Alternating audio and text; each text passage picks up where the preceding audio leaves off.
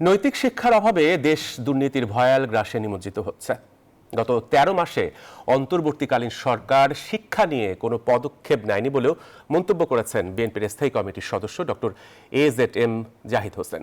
দুপুরে রাজধানীর সিরডাপ মিলনায়তনে গণতান্ত্রিক পুনর্গঠনের জন্য শিক্ষা ও স্বাস্থ্য বিষয়ক সংলাপে এসব কথা বলেন তিনি। এ সময় সংস্কার কমিশন সব খাতেই কমিশন গঠন করলেও শিক্ষা কমিশন কেন গঠন করেনি এ নিয়ে প্রশ্ন তোলেন তিনি আরো বলেন, ইউনিয়ন পর্যায়ে ভালো চিকিৎসক থাকলেও প্রয়োজনীয় প্রশিক্ষণ ও দায়বদ্ধতার অভাবে চিকিৎসা সেবা থেকে বঞ্চিত হচ্ছেন সাধারণ রোগীরা।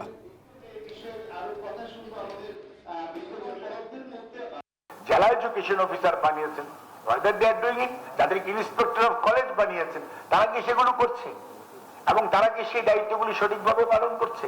অথবা তাদের যে প্রপার রিমুনারেশন আমরা যেটুকু দেওয়া প্রয়োজন আমরা সেই ইনভেস্টমেন্ট করি, কিন্তু যতটুকু এই গরিব দেশ ইনভেস্ট করতে পেরেছে তার কি প্রপার ইউটিলাইজেশন আমরা এনশিওর করতে পেরেছি?